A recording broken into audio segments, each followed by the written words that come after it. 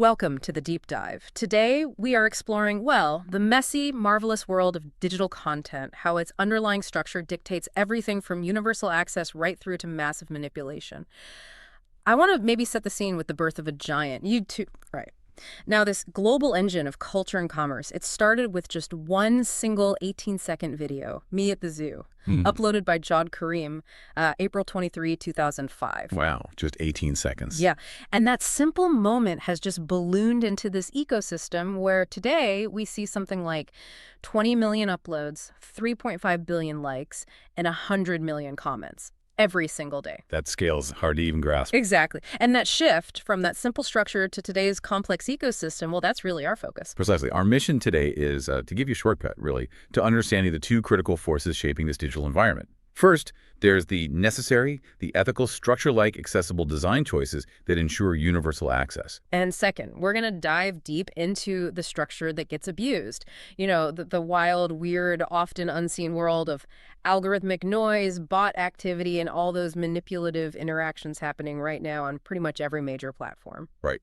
The ultimate goal is kind of twofold: to equip you to create content that meets standards, like the Web Content Accessibility Guidelines, WCAG, and also to prepare you mentally, prepare you to navigate that digital noise and, frankly, the self-doubt that plagues almost every creator out there. Okay, let's unpack the rules of the road then. Where do we start? Let's start with the basics, something fundamental: alternative text or alt text. Right, alt text. Many see it as just a technical chore, maybe, but it feels like it's rapidly becoming maybe the most important metadata layer in content today. Aye. For our audience, they probably know it's descriptive text for screen readers, but what's the strategic angle now?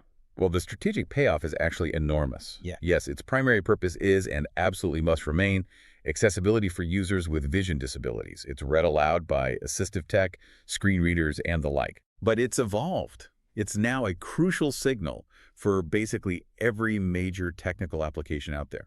Okay, so here's where it becomes a major lever for, like, discoverability. Exactly. That descriptive text is essential for SEO, search engine optimization, especially with visual search really taking off. And maybe more critically, it's the primary way that modern AI understands and indexes visual content. So if you skip alt text, you're basically invisible to AI in terms of what your image actually means. Pretty much. You're missing the chance to tell AI exactly what your image is about, its context, its meaning. Okay, so that leads directly to best practices, I imagine. It does. Alt text needs to be concise, to the Yeah. point, and it must communicate the same information conveyed by the visual. You shouldn't just describe how it looks physically. Right, not just a picture of. Exactly. You have to describe the relevance. Yeah, we maybe look at an example. That distinction feels important. Absolutely. Let's take a portrait. Helpful, relevant alt text. Dr. Martin Luther King Jr. Okay, straight to the point. Unhelpful art text. Black and white photo of a man wearing a suit. See, Yeah. you completely miss the meaning, the significance. Got it. And what if there's text in the image, like on a poster? Good question. If an image contains text, that text must be included word for word in the alt text. Okay. And if the image is purely decorative, like just a colored line or a little graphic flourish, Yeah. then it must be marked as decorative. That tells screen readers to just skip it, avoids adding unnecessary noise. Otherwise, you might just get the file name read out. Which helps no one. Okay. What about complex stuff? Like if I have a detailed chart, a graph showing years of data, I can't write an essay in the alt text field. Right, that's a critical point, a pacing issue, really. Hmm. For complicated visuals like charts or diagrams, the alt text should briefly describe the type of chart, line, graph showing, and the most important data trends. What's the key message? Okay, just the highlights. Yes. And if the image is extremely detailed, use that short alt text, but then you provide a separate, longer description or even the raw data in a table right below the image.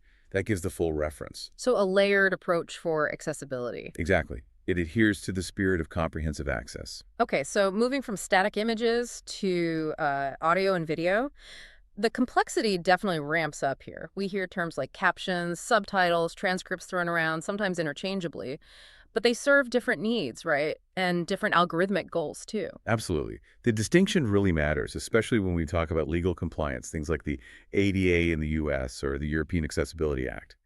The gold standard, the most comprehensive solution, is the descriptive transcript. Okay, descriptive transcript, explain that. So it's a complete text-based version of the content. For video, it details both the audio dialogue and key visual elements. Like if a character enters the room or if specific text appears on screen. Got it. It covers everything someone would miss if they couldn't see or hear. Precisely. It fulfills the WCAG 2.1 AA requirement, which is why it's so strongly recommended. Then we have captions. These are primarily for people who are deaf or hard of hearing, right? Correct. Captions include the dialogue, speaker identification is important too, and crucially, descriptions of nonverbal sounds. Like what? Maybe a door slamming off screen, background music setting a mood, sound effects, stuff like that. Things essential to understanding the full context. Right. And there's a difference between closed and open captions, too. Yes. Closed captions can be toggled on or off by the user. Open captions are always visible. They're sort of burned into the video image itself. Okay. Now, here's something I read that genuinely surprised me. The majority of people using captions, they aren't actually deaf or hard of hearing. That's right. It's a fascinating statistic. We're talking about roughly 80% of caption users. 80%? Why? Well, lots of reasons. Maybe they're watching in a noisy place or somewhere they need to be quiet, like on public transport. Maybe they're multitasking. Or, for many people, they simply find that having the text synchronized with the audio drastically improves their focus and comprehension. I know I use them sometimes for exactly that reason, especially with complex topics or accents. Exactly. And this is where structure helps discoverability again. Closed captions, the ones you can turn on and off, are indexable by search engines. Ah, so Google can read your video's content. Precisely. It's a massive SEO advantage. It provides an indexable text version of your entire video. Open captions, though, because they're part of the video image itself, they offer no such indexable benefit. Wow, okay, so closed captions are key not just for access, but for getting found. Absolutely. Yeah. Accessibility isn't just, the right thing to do or about compliance. It's fundamental to ranking, discoverability, and frankly, better user experience for everyone. Okay, so that structure designed to help humans to provide access. Now, let's flip the coin. Let's look at structure designed purely to, well, deceive. If you, listening, spend any time in the comment sections of really high traffic content, particularly big news channels maybe. CNN, MSNBC, places like that. Exactly. You might have noticed this bizarre trend, these highly formulaic comments that just look like pure nonsense, gibberish. Yeah, it's a widely observed thing. The comments are totally nonsensical, but they stick to this really strange linguistic structure. How so? Well, they're often exactly the same length, maybe 16 words. They start with the, end with a period, then a comma, then two more words. The word because is almost always in the same spot, like the sixth word. It's this weird, rigid template. Like the adjective, noun, adverb, verb, because noun, adverb, verb, something, something, adjective, adjective, noun, that kind of thing. Exactly, that kind of structure. It's gibberish, but it's standardized gibberish. Yeah. So clearly not human, and it's not obviously spamming a link or anything. The big question is why?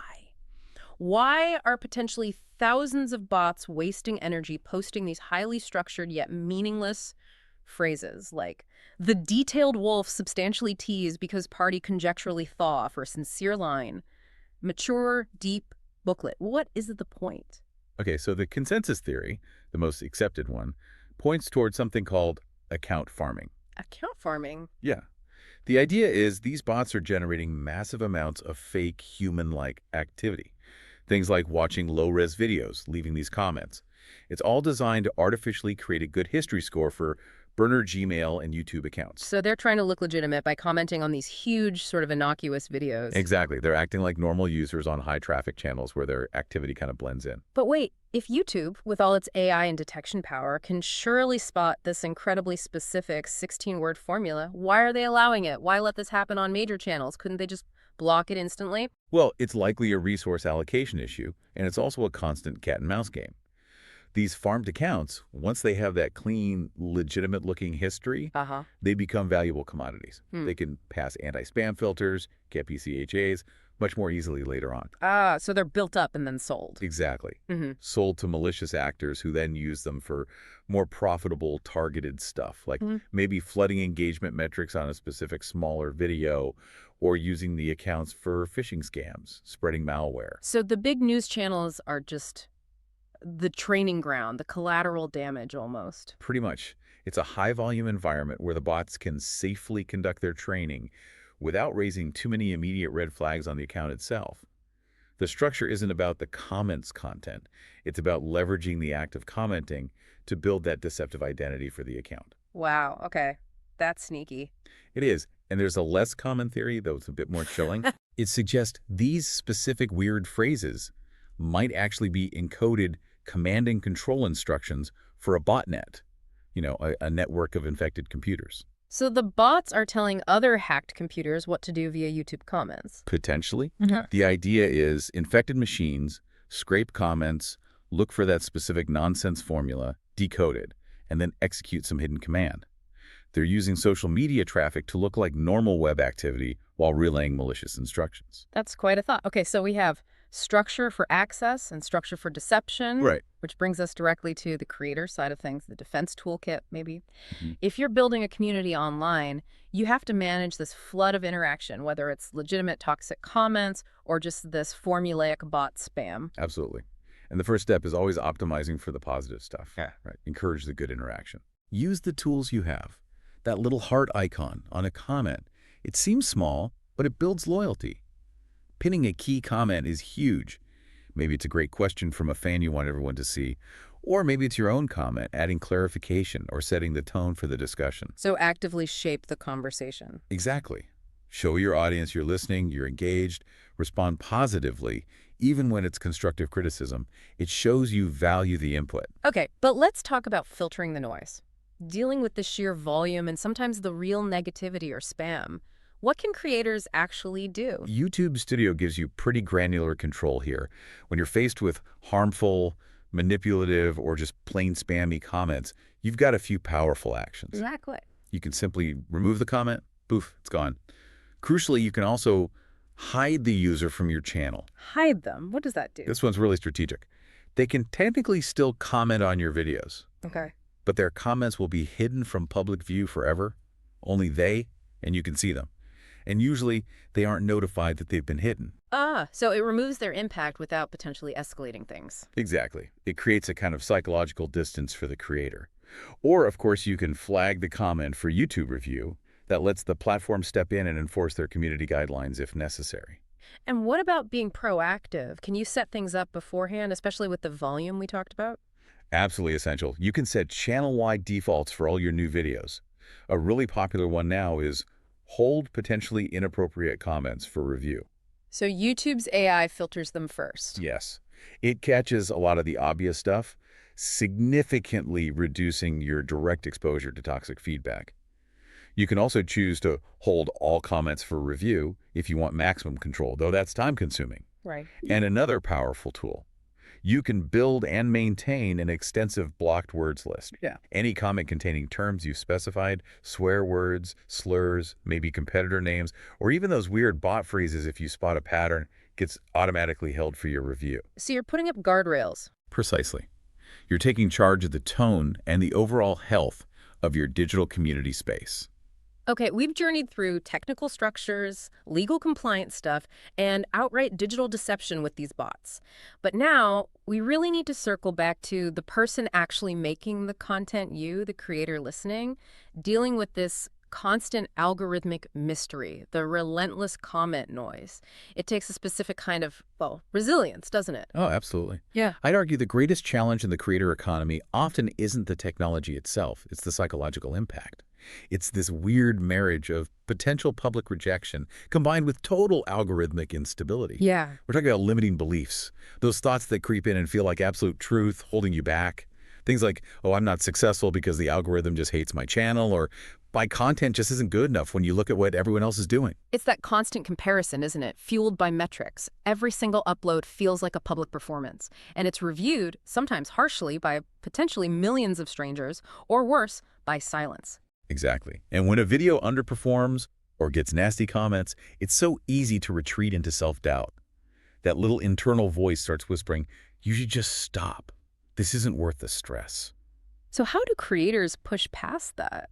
Well, real success in this digital space, sustainable success, requires defying both those external standards, the view counts, the likes, and those internal struggles. Every established figure we look up to, whether they're media pioneers or people who face huge professional setbacks, found success by overcoming that mental hurdle. Can you give an example? Think about Colonel Harlan Sanders. He apparently faced over 1,000 rejections, Well, 1009, the story goes for his chicken recipe before someone finally said yes. Wow, 1,000 no's. Or J.K. Rowling, battling self-doubt and numerous publisher rejections before Harry Potter took off.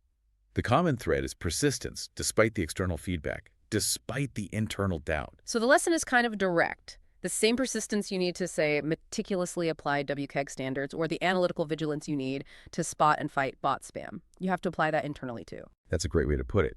You absolutely will face rejection from algorithms. They change constantly. You will get criticism from strangers, some fair, some not. And sometimes, maybe the hardest part, you'll face total silence, indifference. Yeah. Overcoming that psychological toll, that mental burnout that comes from chasing metrics and fighting all this digital noise, that's the non-negotiable step. It's crucial for long-term digital survival and, well, sanity. So define success on your own terms first. You have to. Define it internally, not just by those external metrics, because like we said, the algorithm is ultimately a black box, and the comment section can often be weaponized chaos. Your greatest tool isn't really a new filter or a new platform feature. It's your refusal to let that external chaos dictate your belief in your own value and the value of your work. Hashtag outro. Right. Well, we've completed our deep dive today. We've traveled quite a distance, actually, from the really necessary detailed structure of alt text used for universal human access all the way to the exploitative, weird structure of those bot formulas used purely for fraud and deception. Yeah, and the core insight, hopefully for you listening, is really understanding these underlying systems. You have standards like WCAG, structuring content for genuine human access and understanding. And then you have these bot structures, also highly structured, but designed purely for deception and exploitation. Both rely on technical structure to function. One for good, one for not so good. Pretty much. And that leads us perfectly into our final provocative thought for you to mull over. We've seen how easily structured text, even total gibberish like those bot comments, can be used for deceptive ends. Now, as AI gets exponentially better at generating language that sounds completely human, language that can perfectly adhere to any structure we define, what's next? What will be the new, definitive, non-negotiable benchmark that truly separates genuine, valuable, human-created content from increasingly sophisticated, mass-produced noise? And following on from that, how will that challenge both creators trying to stand out and our existing accessibility standards, which themselves rely so heavily on predictable structure? Something to think about until our next deep dive.